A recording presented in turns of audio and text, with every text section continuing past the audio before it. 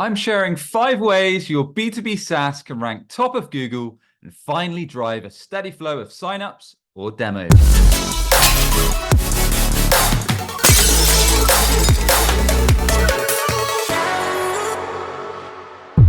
Hey, I'm Sam Dunning, founder over at breakingb2b.com. And if you want to join thousands of legends enjoying my daily newsletter, past podcast episodes, or if you want to apply to work with us, head over to breakingb2b.com. So many B2B SaaS companies fail to drive a steady flow of demos or signups from organic search, leaving the sales team and exec team frustrated. I'm sharing the top 5 ways you can utilize from today to make organic search a top lead and sign up driver. Let's dig in. So the first strategy when it comes to driving high intent demos or signups is to go for keywords like best, tool or software that prospects use to describe your offer. So for example, I've looked up here best website demo software, but if you're in the calendar scheduling world, it might be best calendar scheduling tool or best calendar scheduling software. Or if you're in the proposals game, it might be best proposal writing software or best proposal writing tools. So understanding what prospects use when it comes to describing your offer and then looking to get ranked when they're searching for the best versions of those tools. So typically the pages that rank for these are in a listicle format. So if I look for the organic number 1 ranking when I search best website demo software, we've got testbox.com. Usually these are quite long form pages. So in this case, they've got 9 best interactive demo software for 2024. They've got a write-up at the start where they'll talk about what an interactive demo is, different types, bit about the buying journey, some spiel about how video demo software can help you and your sales team and help kind of convert skeptical prospects and all that good stuff. So quite a lot of build up. And then eventually they get into the listicle format where they assess 9 best interactive demos. They position their offer. So in this case, I'm looking at the Testbox site as number 1. So what you want to do is essentially compare when you're building out these target keywords and you're looking to rank these articles, you want to see what's ranking number 1. So if I wanted to rank for best interactive demo software, or what was the keyword we were looking at was best website demo software, I would assess what's ranking number 1 in organic search, in this case, the Testbox article. I would look for ways that I can one-up it. So perhaps more information at the start about how it helps prospects, how it can convert anxious people on your website, why it's useful for sales enablement, the feedback we get from prospects that they don't want to speak to sales reps for 30 minutes before actually testing and trialing your offer, all that kind of good stuff, and any research we can weave in. And then, you want to make sure your offer is positioned as number 1, because that's going to be the first thing people see. So you want to give a clear summary of the problems you fix, the offer, the benefits, all that good stuff. Have a nice screenshot of your offer in action. And then most importantly, have a clear call to action. So have a nice clear graphic saying, look, this is our value prop. This is the problem we fix. Here's a call to action to get a free sign up or book a free demo or test run with a sales rep. So ultimately positioning your offer as the solution to those problems and positioning number 1. And then underneath your number 1, you have the remainder of the competitors in your space. So essentially, if you want to rank well for these terms, see what's ranking number 1 in organic search and look for ways you can one up those articles at every single angle, more detail, more competitors, more analysis, perhaps some unique stats. These are a really good way to capture those high intent prospects that are searching for the best variants of your tool or your software. Second way to capture high intent signups and demos with organic search is to do your brand versus a competitor or competitor name versus your brand. So in this case, I'm looking at organic search results for Amplitude versus Factors.ai.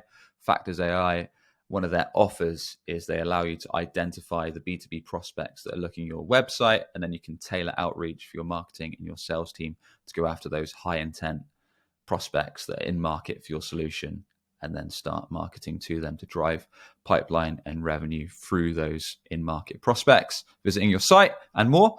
So looking at Amplitude versus Factors.ai, if I look at the top result for Factors.ai, Basically, they've got a dedicated long form page, long form article that's fully focused on Amplitude versus Factors AI.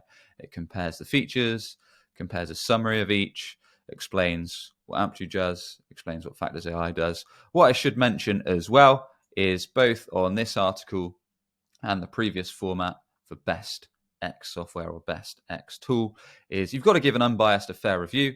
Yes, you can position your product, your offer, your solution as number one, but don't start dissing competitors or don't start making up false claims. You don't want to get yourself in a legal battle or anything like this. This is common play for SaaS to do alternative keywords, to do versus keywords, to do top keywords, but make sure you're fair when it comes to your summaries. So looking at Amplitude versus Factors AI, the long form page, essentially they talk about kind of how they stack up against each other. They've got pictures, they've got graphs, they've got comparison charts, really goes into detail about all the features, the differentiation points. So one of the things you want to think about here is your points of differentiation. So do you solve more problems? Do you solve different problems? Do you serve a different ideal client profile? Do you have more worthwhile features? What's some of the customer feedback that you can leverage? What are the juicy frustrations people come to you with? How are you different in the marketplace? Is your pricing different? Are you quicker to implement? Do you offer more benefits? Do you offer better ROI and all that good stuff? All these things people will be thinking about around the offer, the features, the solution, the integrations, the support, the pricing. Leverage that. And of course, as people scroll, you want clear call to action so they can easily sign up for a free trial or book that demo. Because ultimately, people are comparing you to your main competitor. They're doing a versus search because they want to see how you stack up. They want to see your points of differentiation. So make sure you leverage those consistently, show those different advantages you bring to the table, and make sure you keep having clear call to actions for people to take the next step, along with social proofs of customer case studies, examples, results, customer review videos, and all that good stuff. And you want to exhaust this just like in the best X tool or best X software, when it comes to your brand versus competitor keywords or competitor versus your brand keywords, you want to exhaust all the main keywords, perhaps do a search on G2 or Trustera or Trust Radius, whatever's relevant software comparison site. Understand who are all your main competitors in your category and exhaust all these possible keyword phrases so you can capture all those prospects comparing their options and drive more signups and demos your way. And the third strategy is going after alternatives keywords. So in this case, I'm looking at my friends RevenueHero's page. They're sponsored the show. They allow prospects to go onto your B2B website and instantly book a time with a sales rep via a calendar, avoiding the email back and forth. They can schedule time with the sales rep that gets routed through to the right sales rep instantly. So they've got an article for Chili Piper alternatives. But if you're in the calendar booking space, you'd want to exhaust and build a page for every single competitor and have an alternative keyword page for that. So it might be Calendly alternatives, Chili Piper alternatives, HubSpot meetings alternatives, and so on for every single competitor. So looking quickly at the RevenueHero Chili Piper alternatives page, and you'll notice with these strategies, a lot of it is exhausting that bottom of the funnel. So when people are doing versus keywords, best in class keywords, alternative keywords, they're solution aware. They have the problem that you fixed. They're just at that final stage where they want to evaluate vendors. So this is a chance to show how you're different, how your price is different, how your features are different, how you solve more problems, more value you bring to the table, and position your solution as the choice, as the one to go for, reduce that anxiety and drive that call to action. So a lot of these is following a similar process. You'll see a theme throughout this episode. So briefly looking at the RevenueHero page, much like the other ones on their alternatives, Chili Piper alternatives page, they've got what a calendar scheduling is all about, why you should consider an alternative to Chili Piper for their offer, and then it's a listicle. So in this case, they've got 1, 2, 3, 4, 5, 6, 7, 8, 9, 10. Yeah, so 10 options there. And just like the others, they position themselves as number one. They've got a summary of kind of problems they fix, how they're helping, features they bring to the table, benefits of using a calendar software, how it can instantly book time with the right rep, avoid the endless back and forth on email of trying to get a good time. They've actually got a nice GIF, which is interactive with their offer. So that's a good idea you can steal, where it shows how you can click through, book a demo, and click into the calendar and book that time with the sales rep. So rather than a static image of their product, they've got a nice interactive GIF that shows the offer in action, which people want to see how it works before they speak to a salesperson. They summarize the features, the pros, the advantages, and then they've got a nice graphic where it says, look, easily route leads through to the right rep instantly, and then a call to action to book that demo. And then below they've got some cons, pricing, and all that good stuff, and then they flow into the competitors. So hopefully that's given you some ideas on why you should consider alternatives keywords and how they can capture that high intent traffic, signups, and demos. 4 is to go niche and industry specific for the offer that you provide. So this is a great way to rank for what's called long tail keywords and attract prospects in the niches and the industries that fit your ideal client profile that you really want to do business with, because you enjoy working with them, they drive good revenue, and they're an ideal client for you. So I recommend you list out all the main industries you want to serve and the main offers that you want to drive towards them, make a clear list, and then you can start working out what keywords make sense for those and building out those long form pages. So different sector, but as an example, on my site, breakingb2b.com, we've listed out, we're working on pages for all the main niches we want to serve, i.e.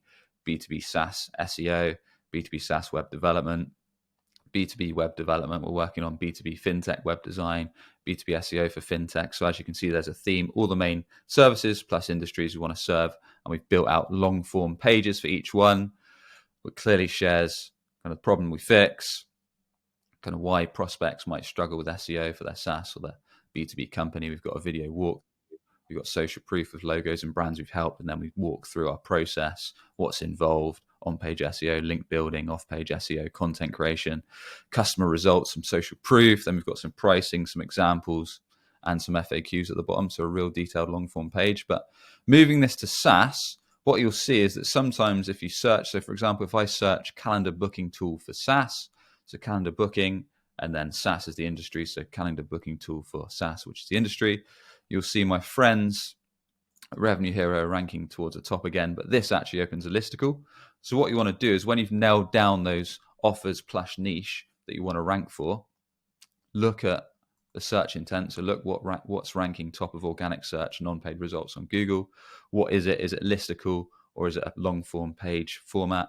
Understand what Google wants to see and then build out a page that surpasses what's ranking at the moment. So if someone's put together, let's say 10 best SaaS scheduling softwares, then you want to surpass that at every angle possible. Maybe you do 15, maybe your article's more in depth, more detailed, more research driven, and of course you position your offer as top, just like we talked about in the last ones. But if I search for a different keyword, for example, proposal software for construction, that's proposal software for construction, PandaDoc are top of organic search, but with this one it's not a listicle. So again, that's why you want to check the intent behind the search, see what's ranking already. Is it a detailed offer page? Is it a listicle? Is it something else? And then you know what type of page you need to rank and build out.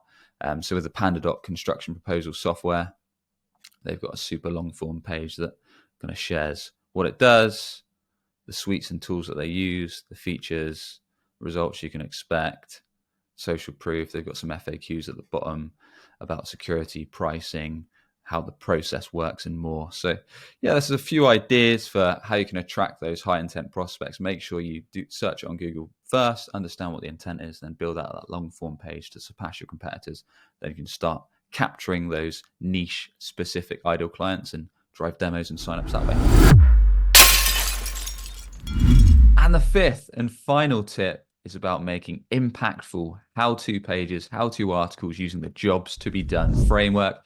Jobs to be Done is a killer framework all about understanding not what people buy, but why people buy. So it's all about understanding how they were getting the job done before they used your offer, product, or solution.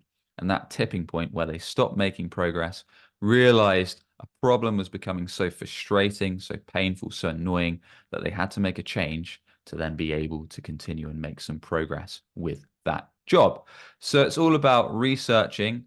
Helps if you run customer interviews with recently onboarded clients and customers, so you can understand how they were getting the job done before using your offer. What was that tipping point? What were they doing? What was the workaround until they then realized that maybe they were losing revenue, maybe things were slowing down, they were losing headcount, or whatever that terrible thing was, and why they decided to flip to your solution, and then creating how-to content, how-to articles to hit that. So let's pretend you run a BDR or SDR team. You've got a team of cold callers that are trying to generate appointments. Maybe the issue was, let's say you provide a dialing solution. So you provide a solution where they can chuck in a bunch of contact cell phone numbers and they can easily make 200 or so dials within an hour, let's say. So your target prospects, job to be done, might be making X amount of calls so they can hit their conversations target to then hit their appointments target to then hit their revenue numbers. But they might not realize that a power dialer is such a solution or device.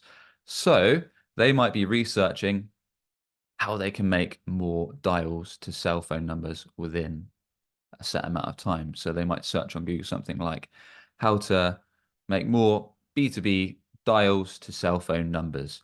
That would be a crispy job to be done. You would have leveraged that from your customer research because that's something they were doing before they knew about your offer. So you make an article targeting that keyword. In the article, you quickly talk about how you can actually do it. But then you talk about the impact of manually dialing on a mobile phone or a cell phone. It's super slow. It takes time. It's frustrating for your reps, costs you resources, time, money. Instead, consider utilizing our power dialer. This is the solution. This is how it speeds things up massively. Only X amount per month, get a free sign up, but book your free demo here. And it's positioning your offer as the solution to their pain point and showing the impact of what happens if they don't fix it and how it can improve the job. Get that job done. So that's jobs to be done, all about understanding customers, why they buy, what is stopping them from making their progress, and then building out a ton of different how-to articles all around how they get the job done now, and then positioning your offer as the solution. The good thing about that is it's searchable content, it's evergreen, it can drive traffic and leads, not just now, but for months and years to come. Very much like YouTube, when you create YouTube content around how-tos, it's searchable, provides that value, educates, and then positions your offer as the solution. And there you have it. I hope these 5 tips have given you some actionable strategies on how you can start ranking top of Google, driving quality traffic to your B2B SaaS site, and most importantly, start scaling those demo requests and signups. As always, if you enjoyed the episode, a rating or review is much appreciated. And to check out my daily newsletter or apply to work with us, head over to breakingb2b.com. Cheers for tuning in. Catch you soon.